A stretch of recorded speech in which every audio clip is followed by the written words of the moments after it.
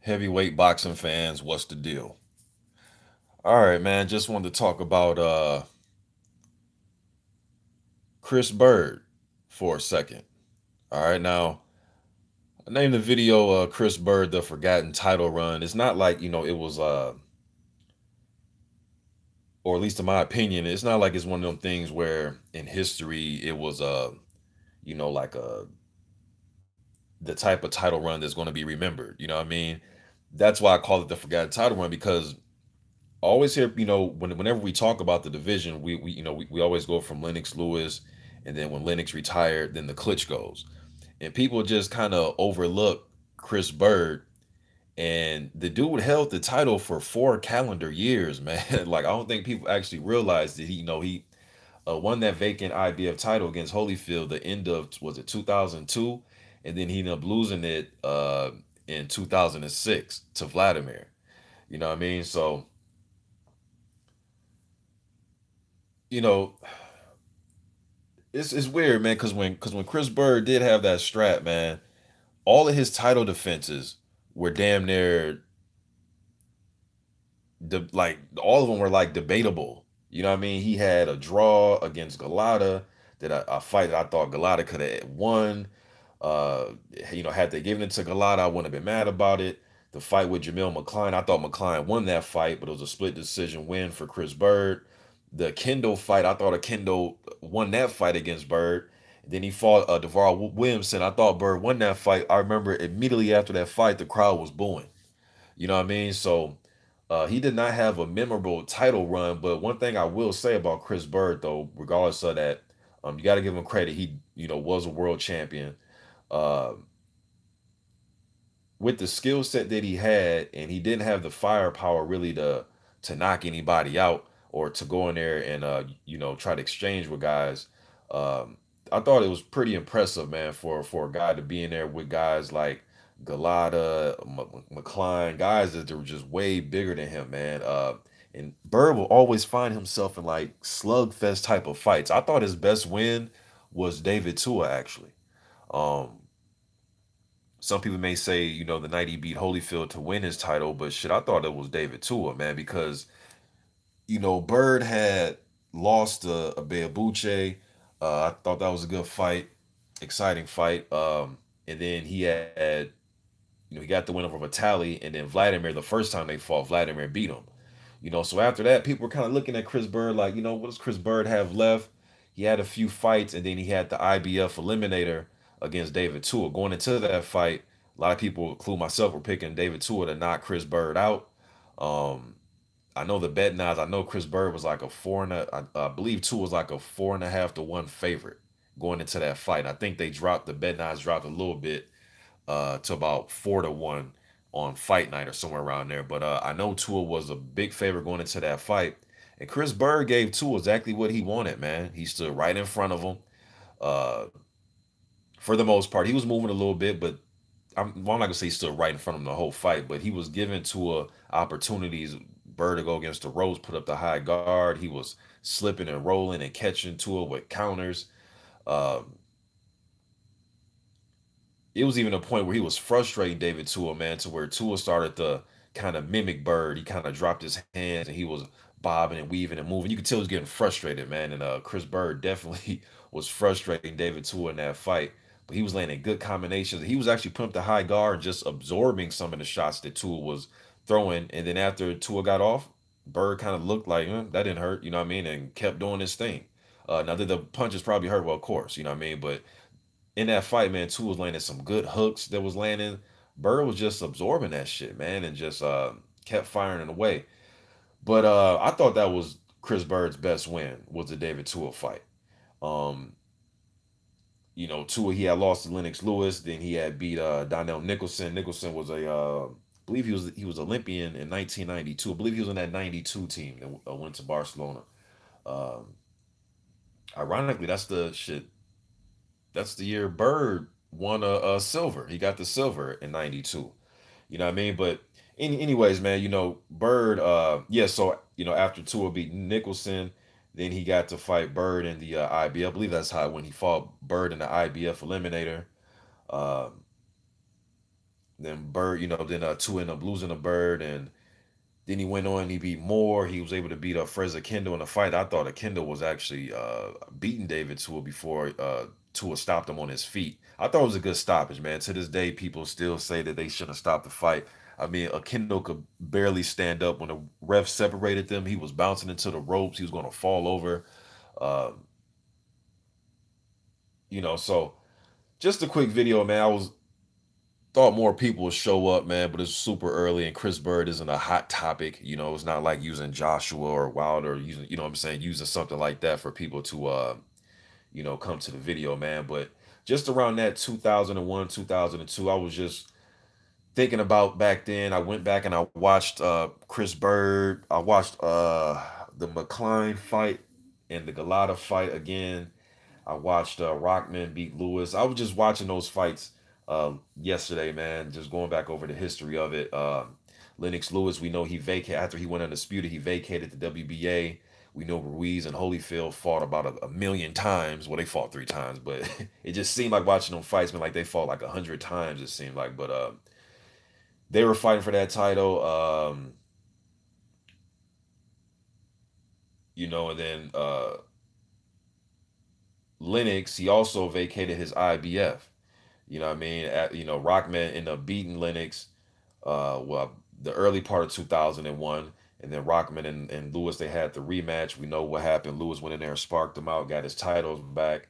August of that year, or summer of that year, I know that's when Byrd fought Tua to see who will become the IBF mandatory to fight either Lennox or Rockman or whoever it was. Even after the fight, I remember Byrd, being excited to try to get in there and fight the winner out of Lennox and Rockman. I thought he could have beat Rockman. I think Lewis would have probably knocked him out. But Byrd was a tough dude to fight. That southpaw, he can. That dude Byrd could wait you out, man. He would frustrate you because he can wait you out. He had good movement. Although Babe Boucher didn't knock him out and he got stopped again, Vladimir, the dude could take a shot, man. The dude could seriously take a shot, and he had a good left hand, um, enough to get your respect. Uh, with a lot of guys that he fought, you know what I mean? I know people may point to the fight against Abel Buche and the second Vladimir fight, but for the most part, he could get your respect for the most part. Um, but his title run was just one of the weirdest title runs at heavyweight that I remember, man. Like as far as his title defenses, all debatable except the Devarl Williamson fight. The other three, I believe he had 4 title defenses. He had 5 and he lost against Vladimir that second time. But his 4 wins, 3 of them were just like made me scratch my head like, damn, I think he lost those fights. You know what I mean? One was a draw. Galata, I thought Galata won. Like I said, I thought McCline beat him. Akendo, I thought Akendo beat him. You know what I'm saying? It was just one of the weirdest title runs, man. But I definitely respect Chris Bird's skill set. I'm not taking away from his skill set. I'm just talking about the actual title run. It's one of them title runs that just get looked over in the history. You know what I mean? Because people literally, and even sometimes I do until I stop and think and say, no, we forget about Chris Bird here, But people go from Lennox to the Klitschko's, and we kind of forget about, hey, Chris Bird did hold the title for 4 years, man. Yes, it was a vacated title. But after Lennox beat Rockman in that rematch, uh, I remember articles and stuff was coming out of him dropping the belt and pretty much saying him fighting Chris Bird is a waste of time.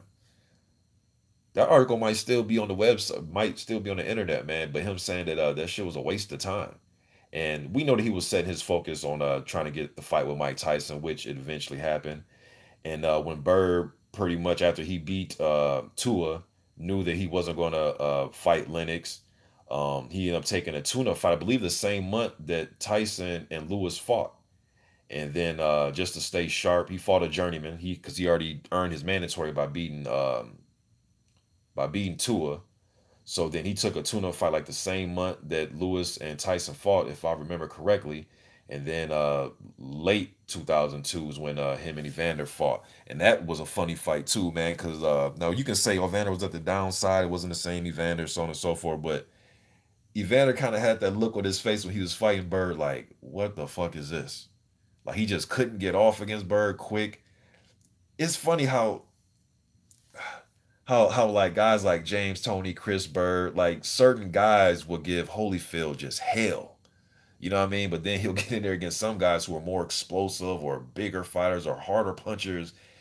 Styles make fights, man. But yeah, Holyfield just kind of had that look on his face, like, what the fuck is this? This dude moving, he's southpaw, he's irky jerky, he's awkward. Looked like it was just hard for Holyfield to just get off. Like he didn't know when to throw punches. He's getting countered. But yeah, man, just a weird title run. And speaking of Tua, uh, another fight that I would have liked to see him fight, man.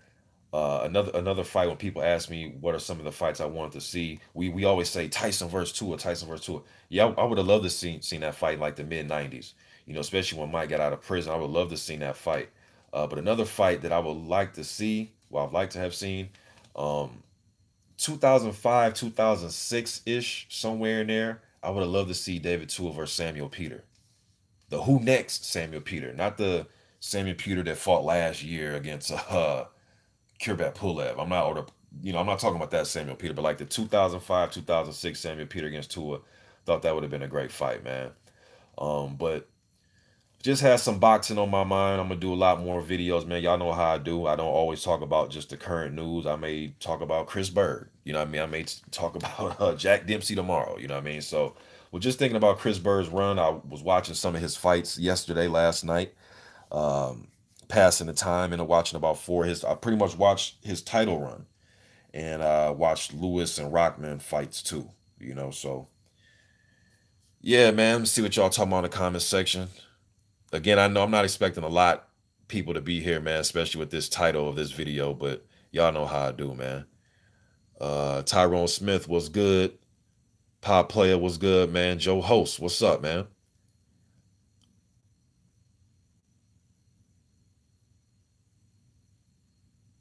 Napoleon was good, man. He says Scotland supports me. That's what's up, man. ING was good. He says I missed the bird's eye view. Yeah, man. I used to love his YouTube channel, man. Chris Bird has great insight when he break down fight. I could listen to that dude fight. I mean, I could listen to him talk forever. And one more thing about Bird, man.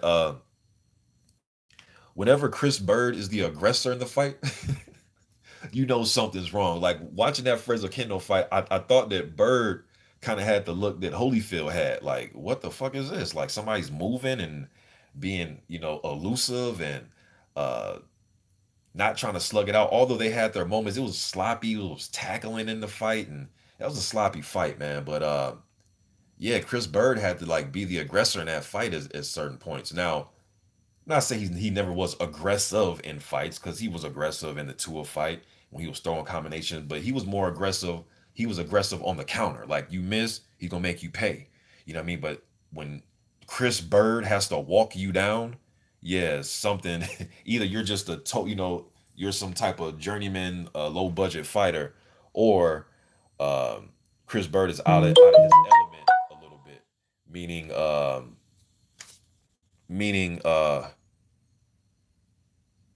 he's not able to get on the back foot and counter. You know what I'm saying? Diuso was good. He says Tua was a beast. Yes, he was, man. Yes, he was. AZ says, oh, he's talking to somebody else. ING saying, who next? Yeah, that's the Sam Peter I'm talking about. The Sam Peter that sparked Jeremy Williams. That left Jeremy Williams in damn near a mild coma. I'm talking about that Samuel Peter. The Samuel Peter that gave Vladimir Klitschko a hell. Although he was hitting him in the back of his head, but man, Samuel Peter was dangerous, man. That was a dangerous dude. That's why to this day, man, him and James Toney, that's another underrated fight that people never really talk about. I thought Tony beat him in that first fight, though. I'm gonna be honest with you. But to this day, I can't believe James Toney went in there, and I thought he beat him, man. And James Toney's one of my, as far as some of my non heavyweight favorites, James Toney is right up there. It's him, Tommy Hearns. Um, I know James Toney was at heavyweight, but I look at him more as like a middleweight guy. You guys know what I'm trying to say. Yes, he was a heavyweight, but I still look at him as a small guy. The same way I looked at Roy. You know what I mean? But Tommy Hearns, uh, Tony, those are some of my favorites, man. You know what I mean? But yeah, Tony was able to pretty much stand and fire, man, and fight him on the inside and made him miss up close with the shoulder roll, countering. Uh, he was doing the up jab, kind of, hitting Peter like literally on the right on his forehead with his jab, using that up jab because he's a shorter fighter, so he was using the up jab. Good combination. I mean, man, Tony was taking him to school, but Peter was landing some good shots. It's funny in the second fight, Peter was Peter came to box. I think he actually dropped James with a jab. I think James was a little bit off balance, but I think a nice stiff jab caught James in that rematch with Samuel Peter. Corey Lee boxing. What's good, man? Corey Lee, man, I gotta get in one of your hangouts, man.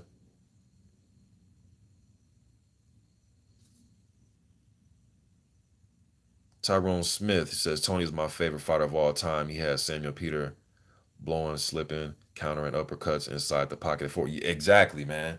Beautiful fight, man. It's that fight was a thing of beauty because going into that fight, I was like, damn, James and never and I know you probably remember this, man. The big thing was how much is James Tony going to come in at as far as his weight, and James came in way more than he said he was going to, but that was just James. You know what I mean?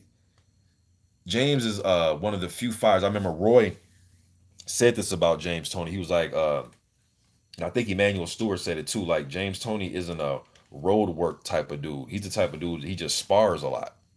He just spars, and that's how he gets his conditioning in by just sparring and getting rounds. Y'all remember some of his epic sparring sessions with him and Jason Gavin. That was like 2007, 2008 when they were in there sparring, and James just talking shit, lighting Jason Gavin up in sparring. He was literally against the ropes, just lacing up Jason Gavin with counters. ING says Burger King. Yep, I remember that post fight. I remember that. God of War says Mr. Boxing is active again. I missed your videos. I appreciate that, man. And yes, I am active again. Won't gonna stay away forever. But hey, man, that was just a little quick vid. Probably do another video today. It might not be a live stream. Talk about some of more of the current stuff. But yeah, man, just wanted to touch on this, man. Chris Byrd's forgotten title reign. You know what I'm saying? It's just a forgotten title reign. Tyrone Smith says sparring G-Man, Danny Green at Wild Card, just a natural. Yep. That him and that G-Man sparring clip from the Crunk is on YouTube too. I'm pretty sure you already know that, but for those of you that don't know it, Gerald McClellan and James Tony sparring footage is on YouTube. Hey, another one, another hidden gem sparring session. Go look at Nigel Benn versus Roberto Duran and look at Roberto Duran's defense. There's even a part of that sparring session, I kid you not, man. Roberto Duran literally did a 360 turn and made Nigel Benn miss. He literally turned like right in front of him, did a full spin. It was crazy, man. Roberto Duran has some underrated defense, yo. Underrated because he was known as a tenacious, come forward type of fighter. They can move his head and throw good combinations, good footwork, but he had underrated defense. I know it's sparring, but Nigel Benn used to come to take your head off. You know what I mean? And go check that out, man. Duran versus Nigel Benn sparring session. Another one that's on YouTube that y'all might not know, Holyfield versus Tua. When Holyfield was getting ready for that first Tyson fight, he actually sparred with David Tua. That's on YouTube. I'm getting off topic now, man, but y'all be good, man. Just a little quick video, man. I'm gone.